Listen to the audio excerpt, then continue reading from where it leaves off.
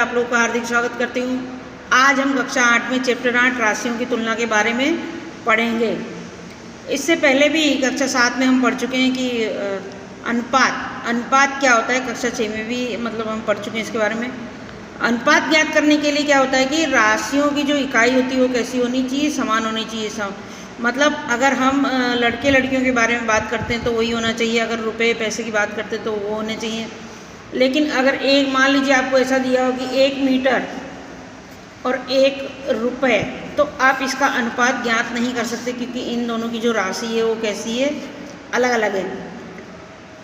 यहाँ पर हम एग्जाम्पल देखते हैं कि जैसे 30 लड़के और 32 लड़कियों का अनुपात अगर हमको निकालना है। अगर हमको ये बोला गया, यहाँ पर 30 लड़के हमको दिए, 32 लड़कियाँ दे रखी हैं और ये बोला है कि लड़कियों और लड़कों का अनुपात बताइए। तो सबसे पहले हमको क्या दिया गया है, लड़कियों, तो हम सबसे पहले लड़कियों का ही लिखेंगे, लड़कियों की संख्या। ये अनुपात का चिन्ह आपका लड़कों की संख्या, यानी 32 अनुपात 30। जनरली हम इस तरह से अनुपात को लिखते हैं। अगर प्रतिशत में बताया जाए तो मान लीजिए प्रतिशत में ऐसा होता है 30% लड़के, 70% लड़कियाँ। इसका मतलब ये होता है कि 100 में से 30 लड़के, ठीक है, 100 में से 70 लड़कियाँ। तो इस ढंग से आप प्रतिशत में बता सकते हैं उसको। अब हम देखेंगे कि अनुपात को प्रतिशत में किस प्रकार से बदला जाता है। मान लीजिए हमको ये अनुपात दे रखा हो 3:2, तो इनका हम क्या करेंगे, 3 और 2 का हम लसापा लेंगे या जोड़ करेंगे। तो 3 और 2 कितना होता है, 5। तो 3/5 गुणे, और प्रतिशत में बदलना है तो हम 100 से गुणा करेंगे इसका। 5 एकम 5, 5 दूनी 10, 0, 3 गुणे 20 आया हमारा यहाँ 60%। इसी प्रकार यहाँ पर करेंगे 2/5 गुणे 100, 5 दूनी 10, 0 बराबर 2 गुणे 20 बराबर 40%। तो ये हमारा प्रतिशत में बदल। अगर हमको पूरे का हमको बोला जाए, मान लीजिए कि पूरा प्रतिशत में बताइए, तो हम इसको इस ढंग से बता सकते हैं। मान लीजिए हमारे पास में ऐसा दिया कि भाई 2/2 अनुपात 5 है। इसका पूरा हमको बताया जाए तो हम इस ढंग से इसको निकाल सकते हैं। 2/2 अनुपात 5 का हमको पूरा बोला जाए तो डायरेक्ट हम इसका क्या करेंगे, गुणे 20 करके निकाल देंगे। इसका 40% आ गया, तो ये हमारा 40% इसका उत्तर आ जाएगा। अब कुछ उदाहरण हम और देखते हैं, उसके आधार पर प्रतिशत किस तरह से प्रतिशत दिया हो तो किस तरह से निकाल सकते हैं अनुपात उनका। मान लीजिए आपको यहाँ उदाहरण दिया है 50 बच्चों में से 20% खेल रहे हैं, तो कितने बच्चे अपने पास खेल रहे हैं ऐसा निकालना है हमको। तो 20% बच्चे खेल रहे हैं मतलब 20/100 गुणे 50, इसका आप गुणा करेंगे। 50 एकम 50 दूनी 100, 2 एकम 2 और ये 0। तो यहाँ पर आपके कितने बच्चे हैं, 10 बच्चे जो हैं वो क्या हो रहे हैं, खेल रहे हैंगे। अब यहाँ पर हम एक उदाहरण द्वारा ये देखेंगे कि किसी प्रतिशत अगर हमको दिया गया तो हमको ये अंदाज़ा लगाना है कि भाई कीमत बढ़ रही है कि घट रही है, किस प्रकार से निकाल सकते हैं। मान लीजिए आपको दिया कि एक गाड़ी की कीमत 20,000 रुपये है और 25% उसकी कीमत जो है वो क्या हो गई, बढ़ गई। तो उसकी वर्तमान जो कीमत है वो क्या होगी, कीमत जो है वो क्या होगी, बढ़ गई है। तो उसकी वर्तमान कीमत हमको ज्ञात करना है तो क्या करेंगे, 20,000 गुणे 25/100, 25 एकम 25 चौक 100, फिर 4 एकम 4, 4 पंचे 20 और ये 3 0 आपका ऊपर गया। मतलब 5,000 रुपये जो कीमत है क्या हो गई, गाड़ी की और बढ़ गई। वो तो उसकी वर्तमान कीमत क्या होगी, तो वर्तमान कीमत में हम क्या करेंगे, पहले उसकी कीमत थी 20,000, फिर 5,000 बढ़ गई तो इसको हम क्या करेंगे, जोड़ देंगे। और तो वर्तमान कीमत जो गाड़ी की जो वो कितनी हो जाएगी, 25,000 कीमत हो जाएगी। इस प्रकार से हम क्या जनरली इनको निकाल सकते हैं। लेकिन अगर यही सवाल इस ढंग से बोला जाता कि कीमत घट गई तो बढ़ गई, इसलिए क्या करा हमने यहाँ पर प्लस करा। अगर घट जाती, कीमत घट जाती तो ये 5,000 रुपये आपके क्या होते, घट जाते। मतलब गाड़ी की वर्तमान कीमत कितनी हो जाती, 15,000 हो जाती। आइए अब हम कुछ छूट के बारे में बात करते हैं। छूट यानी सेल। मार्केट में आप लोगों ने देखा होगा कि आपको ऐसा दुकानों पर कभी कभी बोर्ड लगा होगा कि एक साड़ी खरीदें आप तो आपको 15% की छूट मिल रही है, 20% की छूट मिल रही है, ठीक है। तो ये जो होता है ये क्या होती है, छूट होती है। तो छूट किस प्रकार से, मान लीजिए मैंने 500 रुपये की कोई साड़ी ली, 500 रुपये की साड़ी हो, मैंने कितने मिली, 400 रुपये में ख़रीदी। तो उस 500 रुपये की साड़ी मुझे 400 रुपये में मिली, मतलब मुझे उस पर कितनी छूट मिली, 100 रुपये की मुझे क्या मिल गई है, छूट मिल गई है। मुझे उससे को कम चुकाने पड़े। इसी प्रकार प्रतिशत में भी कभी कभी दिया जाता है कि मान लो 500 रुपये का कोई शर्ट है, उस पर 20% की आपको छूट दी जा रही है, तो 500 गुणे 20/100, तो यहाँ पर एक जीरो से एक जीरो, दूसरे जीरो से दूसरा जीरो गया, बचा हमारा 50 गुणे 2 यानी 100 रुपये। तो उस शर्ट पर हमको कितनी छूट मिली? 100 रुपये की छूट मिली। मतलब 500 रुपये की शर्ट है तो उसमें 100 रुपये की छूट मिली, तो वो शर्ट मुझे कितने रुपये में मिल पड़ी? 400 रुपये मुझे दुकानदार को देने पड़े। इसी प्रकार से हमारा एक होता है वेट और सेल्स टैक्स। वेट और सेल्स टैक्स क्या होता है? जुड़ जाता है। छूट जो अभी हमने देखी, आगे आपने छूट देखी, यहाँ पर छूट जो होती है वो क्या होती है? वस्तु की कीमत में से घट जाती है। लेकिन वेट और सेल्स टैक्स जो होता है वो क्या होता है? जुड़ जाता है, ऐड हो जाता है आपकी उसमें। मान लीजिए कोई वस्तु 1000 रुपये की है, उस पर आपको 10% वेट देना पड़ रहा है, तो यहाँ पर हम 10% यानी 100 रुपये पे 10 रुपये, तो इसका प्रतिशत ज्ञात करेंगे। एक जीरो से एक जीरो गया, दूसरे से दूसरा गया, बचा हमारा कितना? 100 रुपये।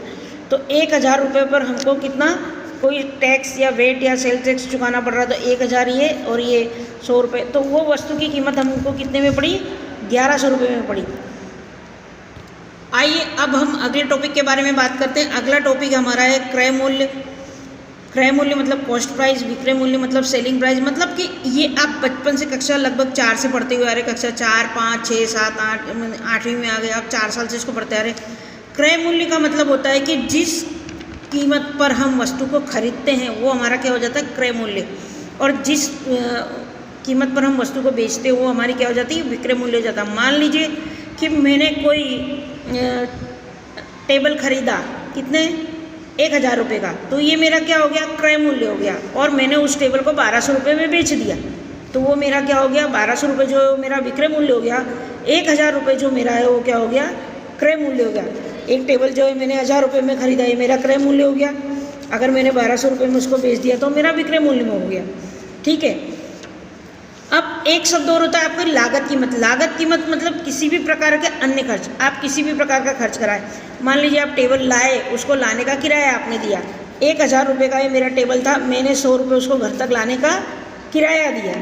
1000 रुपये का टेबल था मेरा, 100 रुपये का मैंने उसको किराया दिया, तो वो टेबल मुझे कितने में पड़ा? 1100 रुपये में पड़ा। ठीक है। किसी भी प्रकार का जो अन्य खर्च होता है वो क्या होता है? क्रय मूल्य में जुड़ जाता है। तो जब क्रय मूल्य में किसी भी प्रकार का खर्च जुड़ता है तो क्या आपकी बन जाती है? लागत कीमत बन जाता है। अब इसके आधार पर हम देखेंगे कि हमको लाभ हुआ या हानि हुई। अगर हम वस्तु ला रहे हैं, बेच रहे हैं उसको, तो हमको ये पता होना चाहिए कि हमको लाभ हो रहा है या हानि हो रही। कभी भी क्रय मूल्य या लागत कीमत, अगर आपके प्रश्न में अन्य खर्च आता है तो आपको लागत कीमत के ऊपर ही सवाल करना है। अगर क्रय मूल्य है तो ठीक है, अगर खर्च कर दिया आपने उसको लाने में करने में, तो आपको क्रय मूल्य लागत कीमत के ऊपर ही आपका जो सवाल है वो लागत कीमत के ऊपर ही सोल्व होगा। अगर नहीं है तो क्रय मूल्य के ऊपर ही। तो जब भी आपका क्रय मूल्य विक्रय मूल्य से कम हो तो आपको क्या हो जाएगा? लाभ होगा। और जब कभी भी आपकी लागत कीमत या क्रय मूल्य विक्रय मूल्य से अधिक हो तो आपको क्या होती है? हानि होती है। आप इसको प्रतिशत में भी निकाल सकते हैं। जब भी हमको लाभ का प्रतिशत पूछा जाए तो लाभ बटे ये इसका सूत्र रहेगा आपका, लाभ बटे क्रय मूल्य या लागत मूल्य आ रही है सवाल में तो लागत कीमत लिखेंगे। अगर लागत कीमत है तो लागत कीमत लिखेंगे, नहीं है तो आपको क्रय मूल्य है ही आपका गुणे 100 कर देंगे। हानि का प्रतिशत भी आप इस तरह से ही निकालेंगे, हानि बटे क्रय मूल्य या लागत कीमत गुणे 100। तो यहाँ पर आप देखेंगे कि ऊपर लाभ है तो लाभ, हानि है तो हानि, और नीचे आपका सेम रहेगा, सेम पोजीशन, ये दोनों आपका सेम रहेगा। सिर्फ आपको ऊपर अगर लाभ है तो लाभ लिखेंगे, जितना भी लाभ आया या जितनी भी हानि आई, और बटे में आपका क्रय मूल्य या लागत कीमत जो भी हो वो गुणा करके 100 निकालेंगे। इस प्रकार से आप उसको ज्ञात कर सकते हैं। आइए अब हम बात करते हैं आपके कुछ एक नए टॉपिक की, मतलब किसी से अगर हम पैसे उधार लेते हैं तो किस तरह से होते हैं। एक आपका इसमें होता है साधारण ब्याज और दूसरा आपका होता है चक्रवृद्धि ब्याज। ठीक है। अब ये चक्रवृद्धि ब्याज और साधारण ब्याज क्या होता है? साधारण ब्याज को आप SI बोलते हैं और चक्रवृद्धि ब्याज को आप क्या बोलते हैं? CI बोलते हैं। साधारण ब्याज में क्या होता है? मान लीजिए आपको यहाँ दे रखा है कि किसी 10,000 रुपये का 10% की दर से 2 वर्ष का ब्याज अपने को ज्ञात करना है। ठीक है।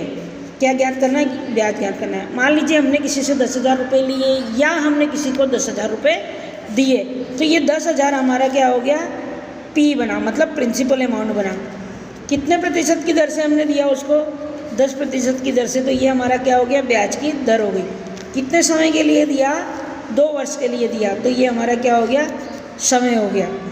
ब्याज ज्ञात करना है, मान लीजिए 10,000 का ब्याज आपका 2,000 रुपये आया, तो ए का मतलब होता है मिश्र धन।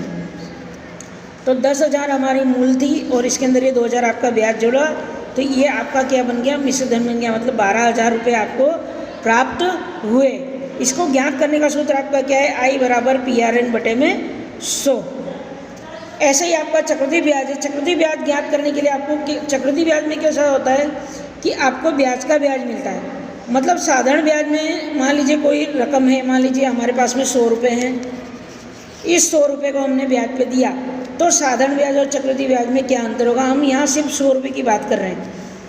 तो आप इसको ज़्यादा अमाउंट से भी देख सकते हैं, सिर्फ एक सीख रहे हैं कि मान लीजिए साधारण ब्याज पे अगर मैं उसको पैसा 100 रुपये दे रहे हैं, तो पहले साल में मुझे 10 रुपये ब्याज मिला, मतलब 110 हो गया। दूसरे साल में भी मुझे 10 रुपये ब्याज मिला, तो 120 2 साल में मुझे 120 रुपये मिलेंगे। मान लीजिए उसने तीसरे साल भी लिया और 10 रुपये ब्याज आया, तो तीसरे साल वो मुझे कितना पैसे देगा, 130 रुपये देगा। लेकिन यहाँ पर हम बात करें चक्रवृद्धि ब्याज की, तो चक्रवृद्धि ब्याज में कैसा होता है कि पहले साल मेरा 10 रुपये ब्याज आया, 110 हो गया। दूसरे साल मेरा जो मिश्र धन है वो दूसरे साल का क्या बन जाएगा, मूलधन बन जाएगा। तो दूसरे साल में ये मूलधन बना, तो दूसरे साल में मेरा ब्याज आया 11 रुपये और तीसरे साल में मेरा आया 12 रुपये 10 पैसे ब्याज आया। तो इस ढंग से इसमें कैसा होता है, ब्याज का भी ब्याज हमको मिलता जाता है। तो इसको इस ढंग से करने में कैसा होता है, थोड़ा हार्ड होता है। तो इसको सरल पद्धति से करने के लिए इसका सूत्र बनाया गया है। क्या सूत्र बनाया गया है आपका, A बराबर P1 + R बटे में 100 की घात n। कैसा आपका सूत्र है, A बराबर P1 + R बटे में 100 की घात n। इस सूत्र के आधार पर हम चक्रवृद्धि ब्याज की गणना कर सकते हैं। ऐसा भी आता है सवाल आपको कि चक्रवृद्धि ब्याज और साधारण ब्याज में क्या अंतर है, तो हमेशा आपका चक्रवृद्धि ब्याज ही अधिक होता है। मतलब जब भी कोई रकम को हम साधारण ब्याज पे भी दें और चक्रवृद्धि ब्याज पे भी दें, तो हमेशा हमारा चक्रवृद्धि ब्याज ही अधिक आएगा। मतलब दोनों का अंतर जब हम ज्ञात करेंगे तो साधारण ब्याज से चक्रवृद्धि ब्याज अधिक आएगा। तो हमारा ये टॉपिक यहाँ पर पूरा होता है। आई होप आपको समझ में आया होगा। Thank you so much. अगर आपको समझ में आए, आप इसको यूट्यूब पर देखें, आप सब्सक्राइब करें, अपने दोस्तों से भी कराएं। Okay, thank you so much, bye.